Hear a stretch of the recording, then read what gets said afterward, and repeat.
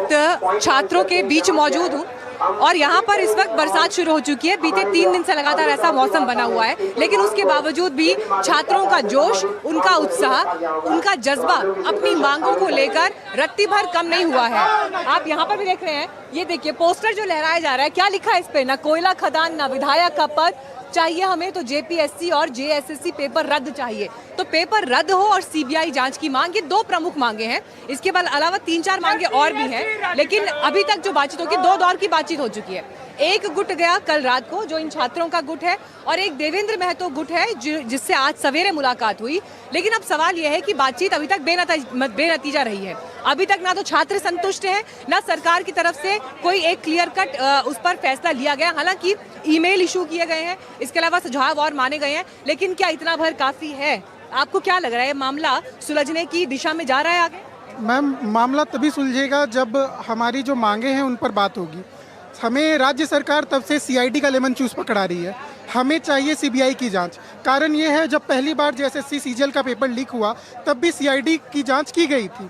उसके 2 रिपोर्ट्स आए। जो पहली टीम की रिपोर्ट थी उसमें आप साफ साफ यहाँ देख सकते हैं, उसमें रिपोर्ट में ये दायर किया गया था कि हम लोग के द्वारा सीजीएल के परीक्षार्थियों को 135 क्वेश्चन का। एक सेकेंड, जरा कैमरा से जेवियर यहाँ दिखाइएगा, इन्होंने जो हाईलाइट किया है ये सीआईडी की पहली टीम की रिपोर्ट थी। हम लोग के द्वारा सीजीएल के परीक्षार्थियों को 135 क्वेश्चन के आंसर रटा दिया गया था, जिसमें से 120 क्वेश्चन का आंसर सही पाया गया। ये पहली रिपोर्ट थी, लेकिन जब दूसरी रिपोर्ट जो कि कोर्ट में फाइनली एडमिट हुई, उसमें ये रिपोर्ट चेंज कर दी गई। उसमें ये जो साफ साफ यहाँ लिखा हुआ है कि 135 में से 120 क्वेश्चन लड़ गए, वहाँ जाकर ये बात बदल गई और वहाँ जाकर के जो नया रिपोर्ट आया उसमें कहा गया कि सिर्फ 66 क्वेश्चन गेस किए गए थे, कोई लीक नहीं हुआ था। तो ये चूंकि सीआईडी राज्य सरकार के डायरेक्ट कंट्रोल में है, तो इस कारण से उन पर दबाव बनाकर उनकी रिपोर्ट को चेंज किया जा सकता है। इसीलिए हमारी मांग है कि अगर आपको जाँच करानी है तो आपको सीबीआई के द्वारा जाँच करानी होगी, जिससे कि निष्पक्षता आ सके। सीबीआई जांच से कम कुछ भी मंजूर नहीं, लेकिन मैं कुछ और पोस्टर्स दिखाना चाहती हूँ, क्योंकि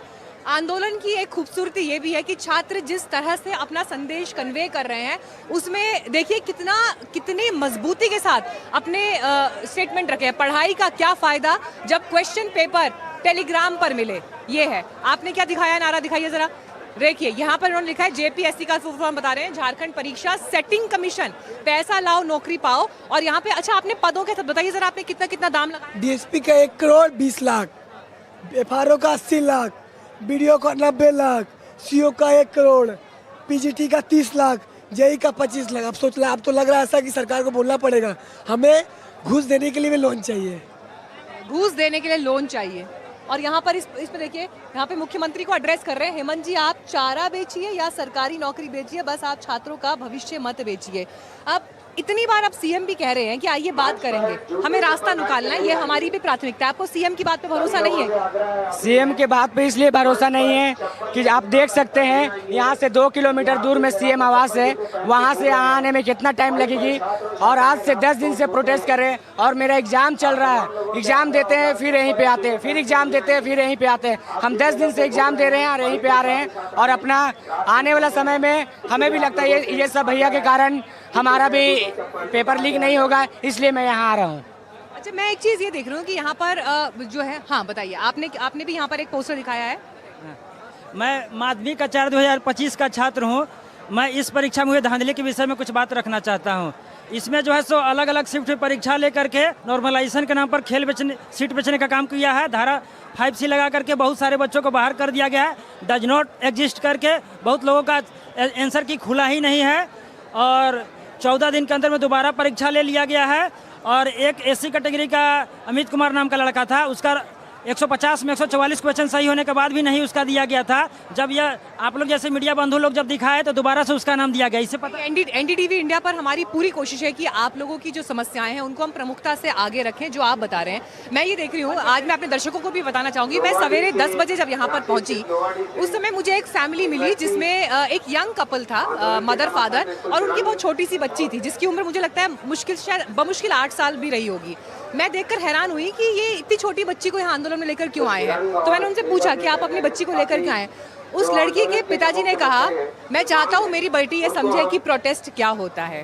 और मैंने उस छोटी बच्ची से पूछा कि प्रोटेस्ट क्या है। उन्होंने कहा पेपर लीक पर प्रोटेस्ट है। अगर 8 साल का बच्चा झारखंड की राजधानी रांची में ये बात कह रहा है तो मुझे ऐसा लगता है कि आप लोगों की मांग जिस स्तर पर आगे पहुंच रही है, देश से जो समर्थन। मैडम हमारे भी बच्चे हैं। कितने बच्चे हैं आपके? हमारे 2 बच्चे हैं। उनको पता है आप घर छोड़कर आई हैं यहाँ पर? घर पे छोड़ 12th एक कर रहा है और एक ग्रेजुएशन में है, तो उन लोगों के लिए हम आए हैं यहाँ पे कि आगे चल के वो लोग भी एग्ज़ाम वगैरह देंगे, एग्ज़ाम में उन लोग के साथ भी ऐसा हो सकता है। तो भाई ये सब हमारे अपने हैं, तो इनका साथ देना हमारा हक है और हमारा हक, और हम अपनों के लिए यहाँ पे खड़े हैं।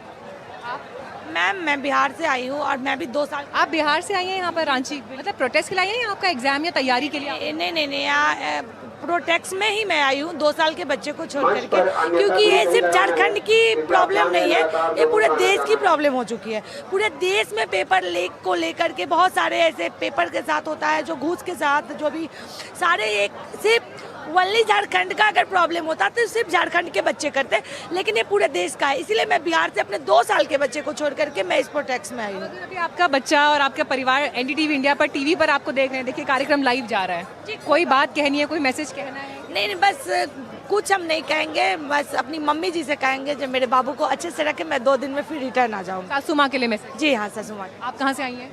मैं यहीं की हूँ। मैं चाह रही हूँ कि हेमंत जी जल्दी से आए, अपना निर्णय लें। ये बच्चे जितने भूखे प्यासे बैठे हैं उनको आना चाहिए सामने। काफ़ी 5, 6, 7 दिन होने जा रही है, हम भी अपने बच्चों के लिए ही लड़ने के लिए यहाँ पर खड़े हैं। एक सवाल अब मैं आप सबके पास लेकर आना चाहूँगी, क्योंकि देश में बहुत सारे लोग शायद ये नहीं जानते हैं अभी उतनी क्लैरिटी के साथ कि 2 गुट है। छात्र यहाँ बैठे हुए हैं और देवेंद्र महतो वहाँ दूसरे टेंट पर अनशन भूख हड़ताल पर बैठे हुए हैं। बीती रात जो गुट गया वो आपका गुट था, आप लोगों का जो स्टूडेंट डेलीगेशन है वो गया, और आज सुबह जो डेलीगेशन गया वो देवेंद्र महतो समूह जो है। तो छात्रों को 2 समूह क्यों बनाने पड़े? देखिए, छात्रों ने शुरुआत से इस आंदोलन को गैर राजनीतिक रखने का प्रयास किया। हमारी शुरू से ही ये। आपका नाम क्या है? निखिल कुमार। ठीक है निखिल, आप कह रहे हैं कि गैर राजनीतिक बनाने का प्रयास? जी, और चूंकि वो लोग एक राजनीतिक मंच से जुड़े हुए हैं, पहले उन्हीं लोगों ने हम लोगों को अपना आंदोलन स्पुर्द किया कि आप आंदोलन करिए, हम आपको पीछे से सपोर्ट करेंगे। लेकिन कुछ मतांतर के चलते उन्होंने कहा कि हम भूख हड़ताल करेंगे। हमने उनके फैसले का स्वागत किया। हमारी मांगे और उनकी मांगे दोनों एक है। दोनों मांगों में छात्र के हित की बात है, और दोनों जो है लोग अपने अपने स्तर से, अपने अपने तरीके से छात्रों के मांग को मजबूत कर रहे हैं। आपने एक महत्वपूर्ण बात की कि छात्र मांगे एक हैं, समूह 2 हो रखे हैं, लेकिन गैर राजनीतिक रखने का ही प्रयास था। ये दोनों गुट जो है इन्होंने एक ही दिन आंदोलन शुरू किया या अलग अलग दिन शुरू किया? दोनों आंदोलन एक ही दिन शुरू हुआ दोनों का या अलग अलग दिन? आंदोलन एक साथ ही शुरू हुआ था। हमारा शुरू में उनके साथ मिलकर के आंदोलन शुरू हुआ, किंतु बाद में जब कुछ मतभेद हुए, चूंकि उनके साथ एक राजनीतिक मंच जुड़ा हुआ है, वो जेकेएलएम से जुड़े हुए हैं, और हमारा शुरू से ये बिल्कुल क्लियर था कि हमें किसी भी तरह का कोई भी राजनीतिक मुद्दा ना उठाना है, ना ही किसी का सपोर्ट लेना है। अगर आपको सपोर्ट करना है, हम सभी का आदर करते हैं, हम सभी को यहाँ पर स्वागत करते हैं, लेकिन आप पीछे से सपोर्ट करेंगे। हम अपने मंच पर किसी भी तरह का राजनीतिक मुद्दा, कोई भी धार्मिक मुद्दा या कास्टिस्ट मुद्दा नहीं उठने देंगे। इसी कारण से जब ये मतभेद बढ़ा तो हमने ये समझा कि 2 गुट कर लेते हैं, जिससे कि अगर वो अपनी राजनीतिक मंच के साथ आगे बढ़ना चाहें तो वो एक अलग मंच बना करके रहें, और छात्र यहाँ पर पूरी तरीके से कंप्लीटली। अभी यहाँ पर कोई पॉलिटिकल नेता इस मंच पर नहीं आया, उस मंच पर आयशा की नेहा भी गई थी तो वहाँ गई थी, या जो बाकी नेता भी आए वो भी? आयशा की जो नेहा आई थी उनको यहाँ इस मंच पर ससम्मान बुलाया गया। उनसे कहा गया कि आप हमारा नैतिक समर्थन कीजिए, हम आपके नैतिक समर्थन का धन्यवाद करते हैं, और आप अपने तरीके से यदि लड़ना चाहती हैं तो हम उसका भी स्वागत करते हैं। हमें उससे ना विरोध है, ना हम उसका समर्थन करेंगे। हमारी मांगों को आप नैतिक समर्थन दीजिए, बिना किसी राजनीतिक झंडे के, बिना किसी राजनीतिक बैनर के। अच्छा, दोनों की मांगों में क्या कोई अंतर है या मतभेद क्या है दोनों के बीच? मैम बेसिकली रास्ते अलग हो सकते हैं, लक्ष्य हमारा एक है, सभी विद्यार्थियों का लक्ष्य एक है। 3 मांगे प्रमुख है हमारी: रद्द, जांच और रिफॉर्म। झारखंड सीजीएल, जेपीएससी और जितने भी एग्जाम हुए हैं टीडीपीएल के द्वारा जिसमें अनियमितताएं और धांधलियां पाई गई है, उनका तत्काल प्रभाव से रद्द होना चाहिए। और उसके बाद दूसरा हम लोग का जांच सीआईडी के बजाय सीबीआई के द्वारा जांच होना चाहिए। और तीसरा हम लोग का रिफॉर्म करना चाहिए, जितने भी अनियमितताएं हो रहे हैं स्ट्रक्चरल रिफॉर्म होना चाहिए। ये आपने इंपॉर्टेंट बात बताई कि मतभेद जैसी बात नहीं है, लेकिन हाँ मुद्दा पॉलिटिकल नहीं होना चाहिए, इसके लिए आप काफी मेहनत कर रहे हैं। लेकिन आपको ये तो नहीं लगता कि अगर दो गुट बन गए हैं तो उससे आपका इशू कमजोर हो सकता है, या ये आंदोलन कमजोर होता है क्योंकि दो समूह हो गए हैं? मतलब अगर दो बटे हुए रहेंगे तो दिक्कत हो सकती है, ऐसा तो नहीं? आप समूहों के बन जाने से इस आंदोलन की कमजोरी नहीं है, इस आंदोलन की ताकत पूरे झारखंड के छात्र हैं। चूंकि बारिश का मौसम है और हम लोगों ने छात्रों को अभी तक फाइनल कॉल नहीं किया है, अभी गेंद सरकार के पाले में है। हम सरकार से पॉजिटिव रिजल्ट की उम्मीद में है, वरना जिस दिन हम कॉल करेंगे हजारों छात्र रांची कूच करेंगे। और 10 तारीख को अगर सरकार 10 तारीख से पहले हमारी मांगों को स्वीकार नहीं करती है तो हम मजबूती के साथ विधानसभा ये देख रही हूँ कि मंच से लगातार ये अनाउंसमेंट हो रहे हैं कि बड़ी संख्या में लोग घरों से निकल कर आए यहाँ समर्थन दे। खबरें इस तरह की भी हैं कि हजारीबाग में स्टूडेंट्स को रोका गया या कुछ हुआ। तो आप जब कह रहे हैं कि हम विधानसभा का घेराव करेंगे, अब देखिए देश की संसद में मानसून सत्र चल रहा है, विधानसभा में सत्र चल रहा है, 15 अगस्त को देश स्वतंत्रता दिवस मनाएगा, लेकिन छात्र यहाँ बैठे हुए हैं आंदोलन पर।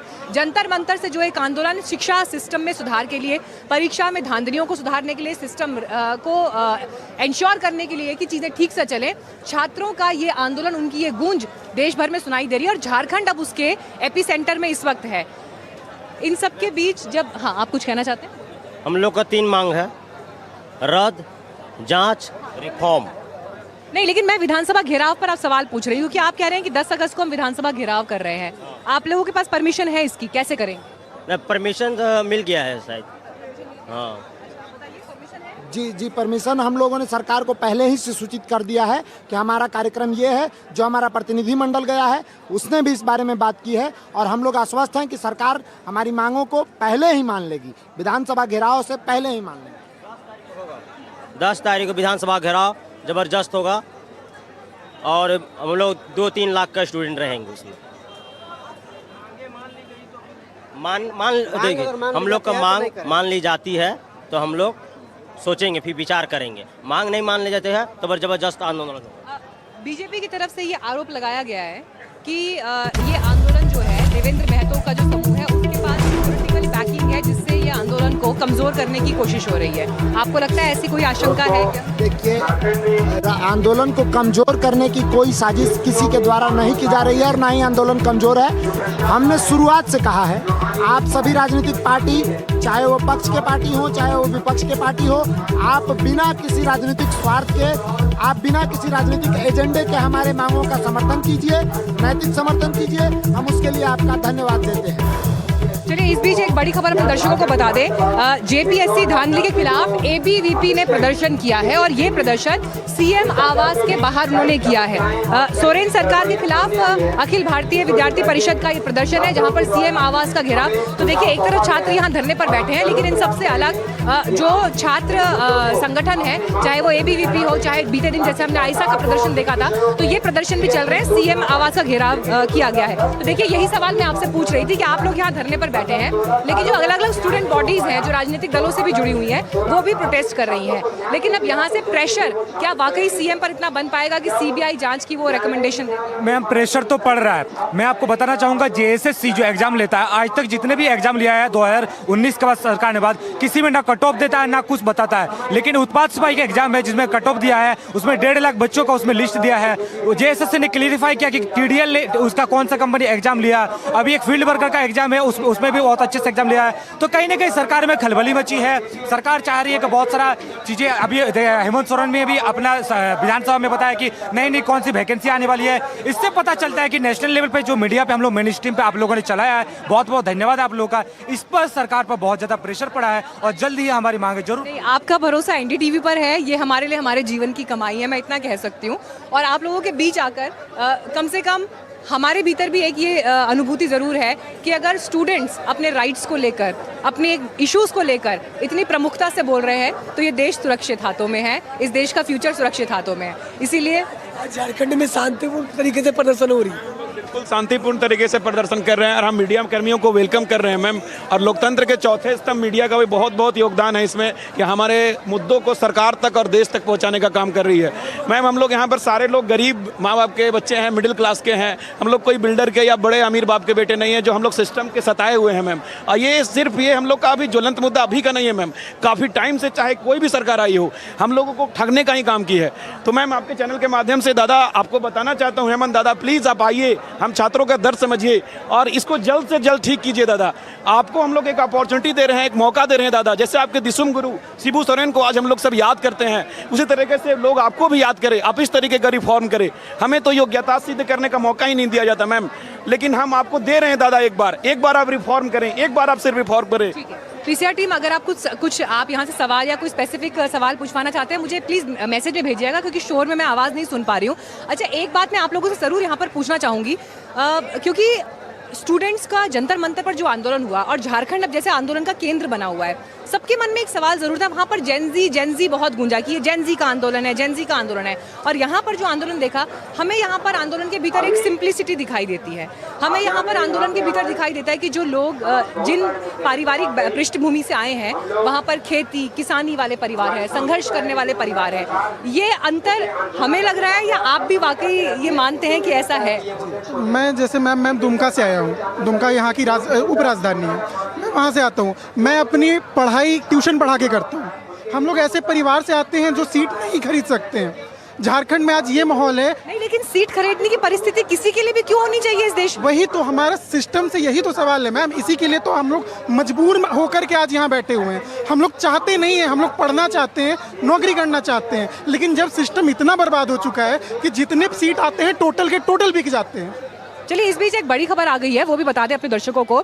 झारखंड के युवा मामलों के मंत्री सुदिव्य कुमार सोनू, जिनके साथ में कल मुलाकात हुई है छात्रों की डेलीगेशन की, उनका बयान है कि छात्रों के सभी गुटों से मिलेंगे और ईमेल पर सुझाव मांगे गए हैं। छात्र अपने ईमेल सरकार की तरफ से रिलीज किया गया है, उस पर अपने सजेशन भेज सकते हैं। लेकिन यहाँ पर इंपॉर्टेंट लाइन जो दिखाई दे रही है वो ये कह रहे हैं कि छात्रों के सभी गुटों से बात करेंगे।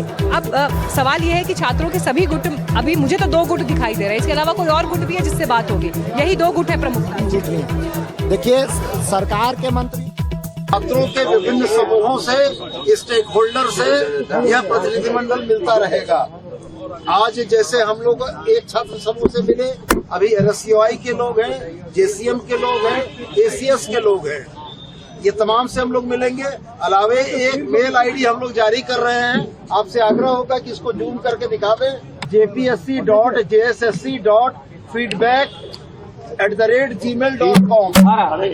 इस पर कोई भी छात्र, कोई भी व्यक्ति, कोई भी स्टेक होल्डर सुझाव दे सकता है और हम लोग तमाम लोगों के सुझाव के अनुरूप एक रिफॉर्म की नीति और एक सामूहिक निर्णय करने का विचार रखते हैं। भी जुड़ गए हैं प्रभाकर। देखिए, यहाँ पर मंत्री कह रहे हैं कि आप ईमेल पर सुझाव दीजिए और छात्रों के सभी गुट से बात करेंगे, लेकिन एक गुट छात्र संगठन ABVP मुख्यमंत्री के घर के बाहर प्रोटेस्ट भी किया है। तो दबाव की जो रणनीति है, छात्रों को जो समर्थन है वो दिखाई दे रहा है अब राजनीतिक दलों से जुड़े युवा संगठनों के द्वारा भी।